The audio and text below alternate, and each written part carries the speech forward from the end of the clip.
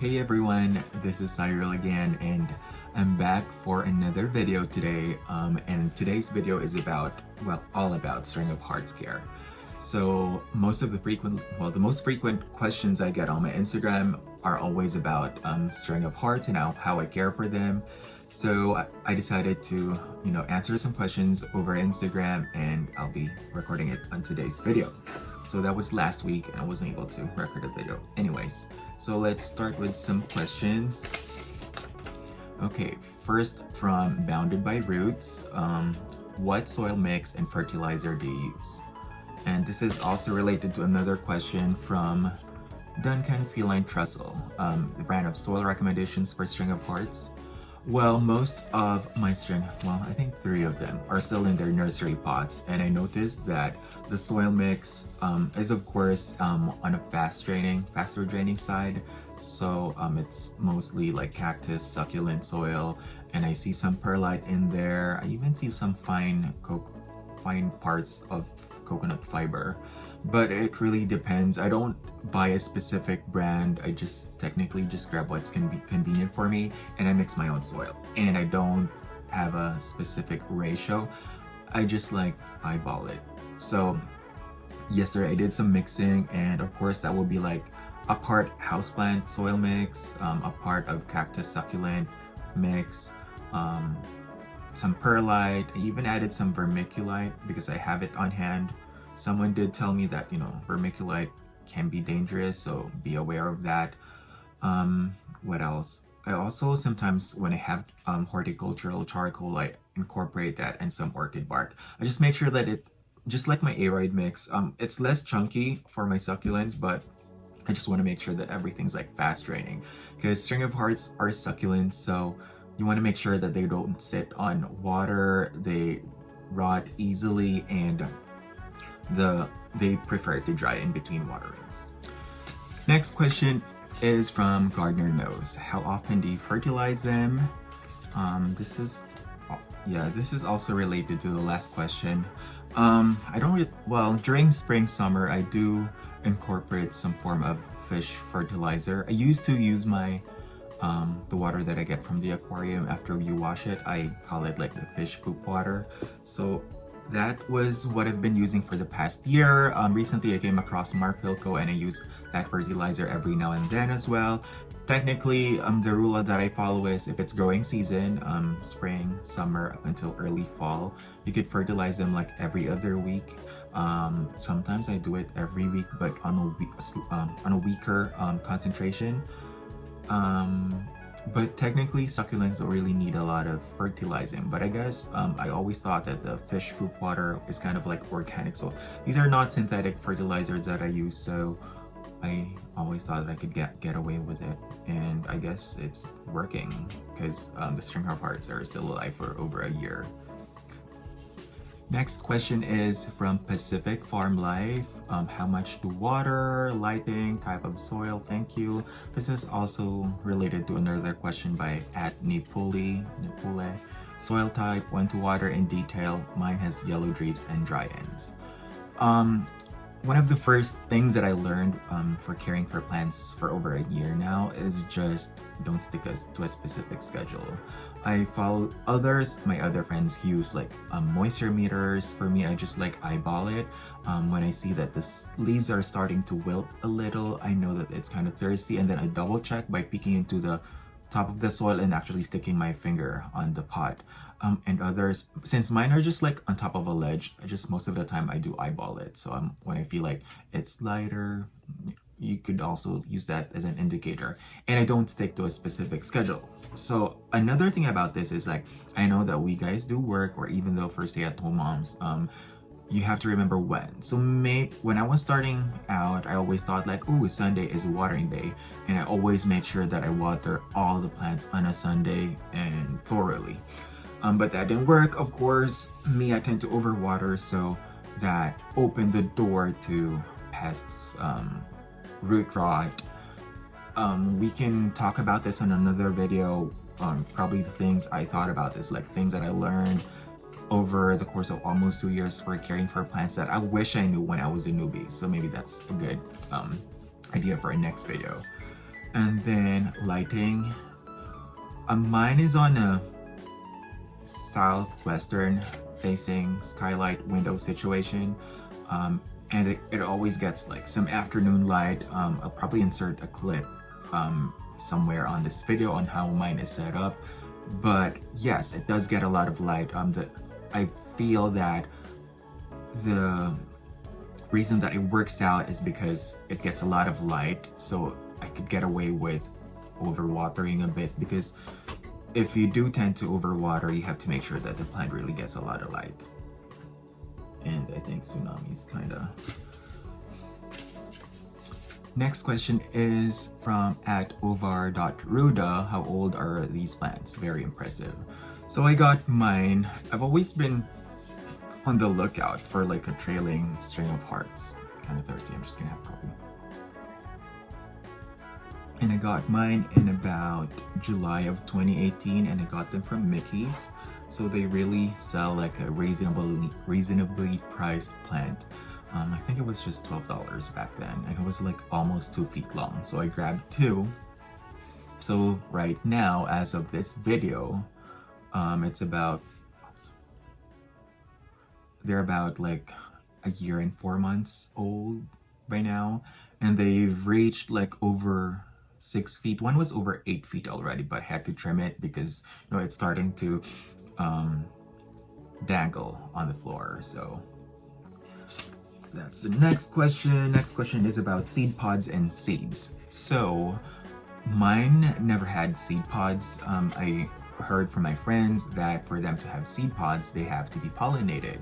So some of them, they took their string of hearts out, and that's when they had seed pods. Or probably if you have like insects inside your house, they would do the same thing as well. But apparently mine hasn't had seed pods, nor have I tried to grow them from seeds, but that's possible. I think there are a lot of resources online about this, so you know, no first-hand experience.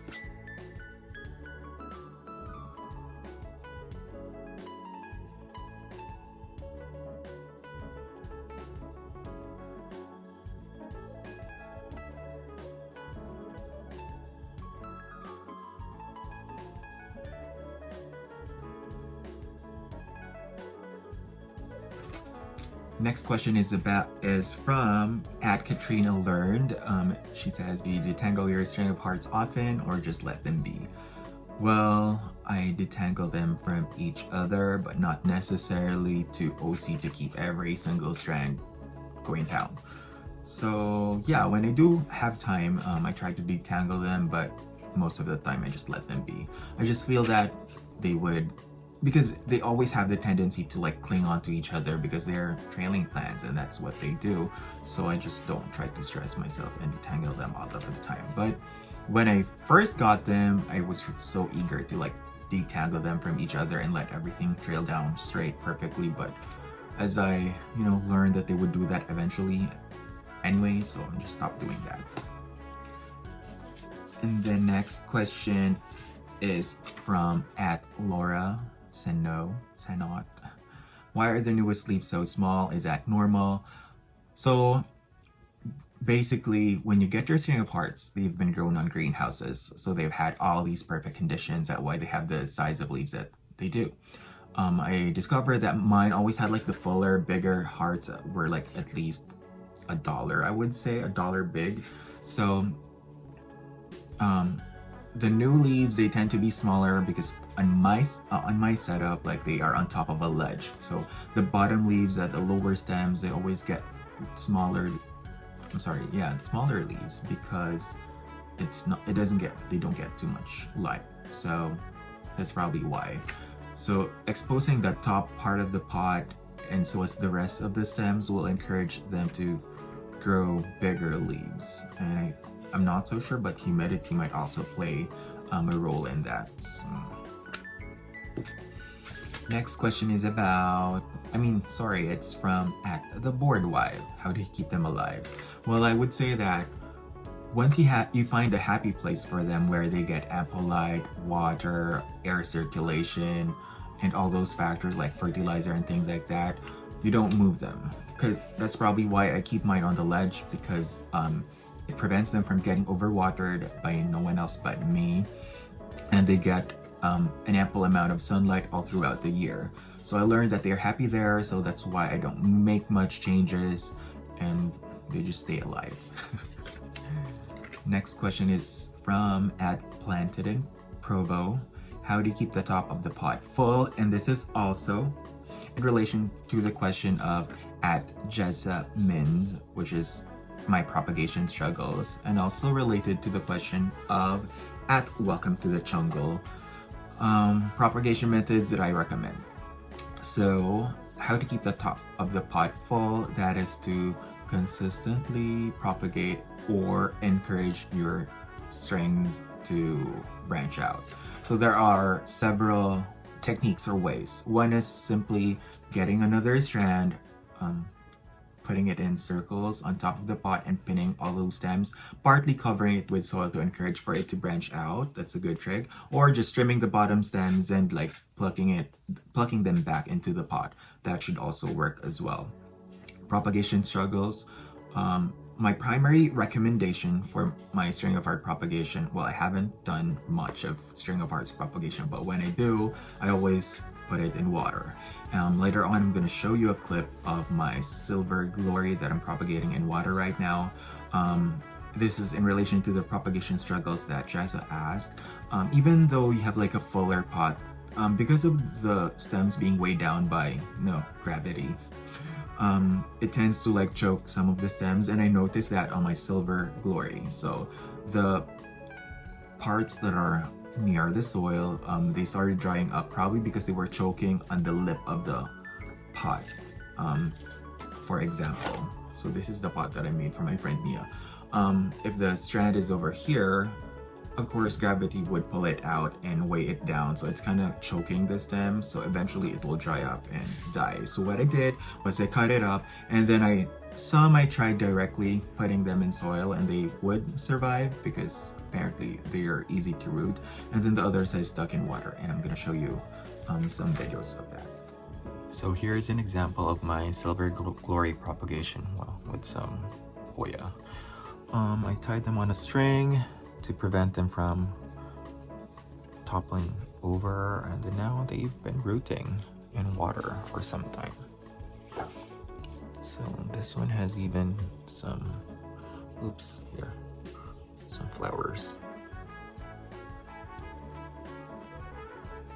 And I think that would be it. So what else did I, things that I would be able to say. So watering, don't stick to a schedule. Just make sure that, as you care for your plant, you would know when it's thirsty and when it's still hydrated. So as you go along, you would learn that, oh, this is the right time to water.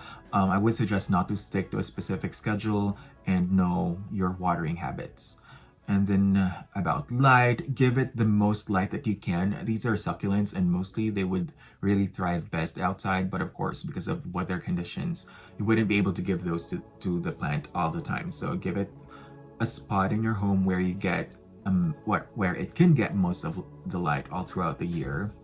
And when it comes to fertilizing, they're not heavy feeders, so you could get away with it. But if you do, every other week is what I do during spring, summer, and I completely stop during end of fall, winter. And propagation, water works best. Putting it directly in soil is okay.